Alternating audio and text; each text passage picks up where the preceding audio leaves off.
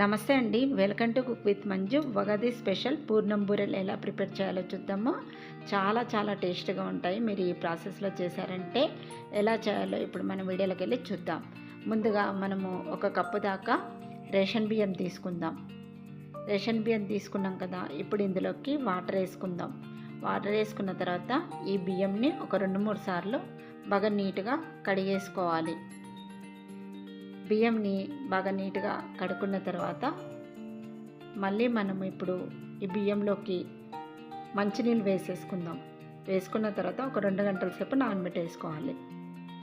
ఇప్పుడు మనము మినపప్పు ఏ కప్పుతో అయితే మనం బియ్యం తీసుకున్నామో అదే కప్పుతోటి 1/2 కప్పు దాకా మినపగుండు తీసుకోవాలి.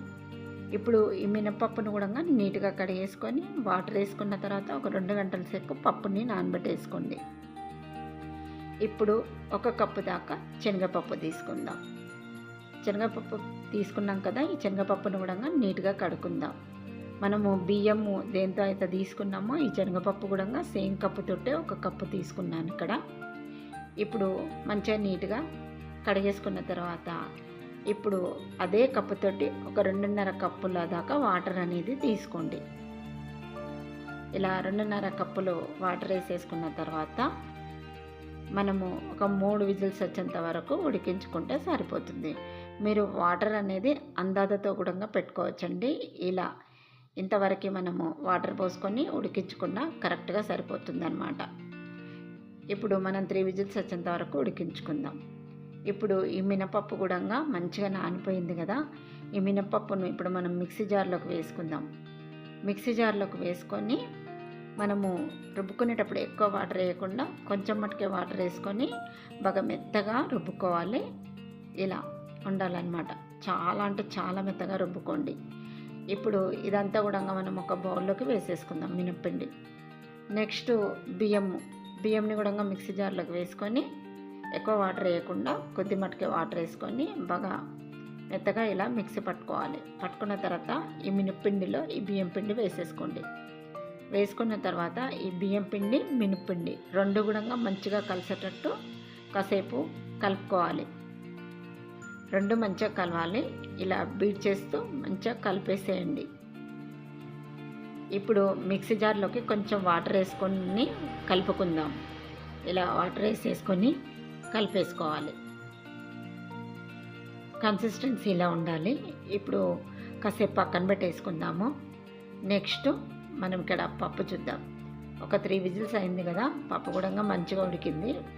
3 విజిల్స్ పెట్టుకుంటే మెత్తగా ఉడికిపోతుందండి. ఇక్కడ చూసారు కదా ఎలా ఉడకాలి పప్పు అయితే. నెక్స్ట్ ఈ పప్పుని మనం రుబ్బుకోవాలి. ఇలా పప్పు గుత్తితోటి మెత్తగా పప్పును రుబ్బేసుకోవాలి. ఇలా రుబ్బేసుకున్న తర్వాత నెక్స్ట్ ఇప్పుడు మనము ఈ పప్పును మళ్ళీ స్టవ్ పైన పెట్టేసుకోవాలి. స్టవ్ పైన పెట్టేసుకున్న తర్వాత ఇందులోకి బెల్లం వేసుకోవాలి.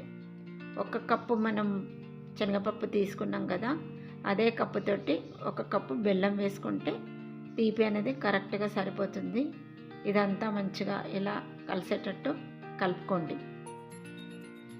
ఇలా మంచిగా కలుపుకొని మనం స్టవ్ను మీడియం ఫ్లేమ్లో పెట్టేసుకొని ఉడికించుకుంటుండాలి. ఇలా అంతా కలుపుకున్న తర్వాత ఇవి మనం ఉడికిస్తున్నాం కదా, కొంచెం మళ్ళీ లూజ్ అవుతుందన్నమాట ఈ పూర్ణం అనేది. ఇలా కలుపుకుంటూ ఉండండి. ఇప్పుడు మంచి ఫ్లేవర్ కోసం మనము ఇందులోకి కొంచెం ఇలాచీ పౌడర్ వేసుకుందాం. 1 టీ స్పూన్ అంత వేసుకోండి. తర్వాత నెయ్యి వేసుకోవాలి. ఒక 2 స్పూన్ల వరకు నెయ్యి వేసుకోండి. నెయ్యి వేసేసుకున్న తర్వాత మంచిగా కలుపుకోవాలి. ఇక్కడ చూస్తున్నారు కదా, బ్యాటర్ అనేది కొంచెం లూజ్ అయిపోయింది కదా పూర్ణము. ఇలా మనం ఫ్లేమ్ను మీడియంలో పెట్టేసుకొని ఉడికించుకుంటుంటే కాసేపటికి పూర్ణం గట్టిగా పడుతుందన్నమాట. ఇప్పుడు ఈ పిండిలోకి మనం 1 టీ స్పూన్ దాకా ఉప్పు, కొంచెం కుకింగ్ సోడా వేసుకుందాం. కుకింగ్ సోడా కొంచెమే వేయాలండి. ఎక్కువగా వేసుకున్నామంటే పూర్ణాలు అనేది ఫ్రై చేసేటప్పుడు మనము పూర్ణం బయటకు వస్తుందన్నమాట ఫ్రై చేసేటప్పుడు. అందుకే కుకింగ్ సోడా తక్కువగా వేసుకోండి. ఇప్పుడు కొంచెం వాటర్లోకి బెల్లం వేసుకొని కరిగించుకొని వేసుకుందాం. బెల్లం కానీ వేసుకోవచ్చు, లేదంటే షుగర్ కానీ వేసుకోవచ్చు. మనం పూర్ణాలు ప్రిపేర్ చేసుకున్నప్పుడు పైన లేయర్ చప్పగా ఉండకుండా ఇలా బెల్లం కానీ షుగర్ కానీ వేసుకోవాలి. కన్సిస్టెన్సీ ఈ విధంగా ఉంటే కరెక్ట్గా ఉంటుందండి. ఇలా ప్రిపేర్ చేసుకొని పిండిని పక్కన పెట్టేసుకుందాం. ఇప్పుడు ఇక్కడ చూస్తున్నారు కదా, పూర్ణం కూడా బాగా చల్లారిపోయింది, గట్టిపడింది. ఇప్పుడు మనము చేతికి కొంచెం నెయ్యి అప్లై చేసుకుందాం. నెయ్యి అప్లై చేసుకున్నాక ఇప్పుడు మనం పూర్ణాలు ప్రిపేర్ చేసుకుందాం. మీరు ఏ సైజులో చేసుకోవాలనుకుంటున్నారో ఆ సైజులో ఈ పూర్ణం అనేది తీసేసుకోండి. ఇలా రౌండ్గా బాల్లా ప్రిపేర్ చేసుకోండి. చేసుకున్న తర్వాత ఇప్పుడు మనం ఈ పిండి ఉంది కదా, ఈ పిండిలో ఇలా డిప్ చేసేసుకోవాలి. మనం ఈ పిండి అనేది మరీ పలచగా చేసుకోవద్దండి, అలాగని గట్టిగా కూడా చేసుకోవద్దు. ఇలా డిప్ చేసుకున్న తర్వాత ఆయిల్ హీట్ ఎక్కింది కదా, ఆయిల్లో వేసేసుకోవాలి. ఒకటొకటిగా ఇలా డిప్ చేసుకొని వేసుకోవాలి. ఆయిల్ ఎక్కువ హీట్లో ఉన్నప్పుడు వేయకండి. అలా వేసారంటే వెంటనే ఈ పూర్ణాలు అనేది కలర్ వచ్చేస్తాయి, మాడిపోతాయి. కాబట్టి మీడియం హీట్లో పెట్టేసుకోండి. ఇలా వేసేసుకున్న తర్వాత వెంటనే కదల్చకుండా కాసేపు అలా వదిలేసి కొంచెం ఇలా కలర్ వచ్చిన తర్వాత పూర్ణాలు మీరు అటు ఇటు తిప్పుకుంటూ వేపుకోవాలి. మీడియం ఫ్లేమ్లోనే వేపుకోవాలండి, అప్పుడే బాగా క్రిస్పీగా వస్తాయి. ఇక్కడ చూసారు కదా, ఈ కలర్లోకి రావాలి. ఇప్పుడు ఇలా వేపుకుంటే సరిపోతుంది. ఇప్పుడు వీటిని తీసేసి ప్లేట్లోకి వేసుకుందాం. చూసారు కదండి, పూర్ణం బూరెలు చాలా టేస్ట్గా ఉంటాయి. మీరు ఉగాదికి ట్రై చేసి ఎలా వచ్చిందో నాకు కామెంట్ రూపంలో తెలపండి. మరి మరిన్ని ఇంట్రెస్టింగ్ వీడియోస్ కోసం ప్లీజ్ నా ఛానల్ని సబ్స్క్రైబ్ చేయండి. అలాగే లైక్ ఇవ్వడం అయితే మర్చిపోకండి. ప్లీజ్ అండి సబ్స్క్రైబ్ చేసుకోండి, అలాగే లైక్ ఇవ్వండి. Thanks for watching my video.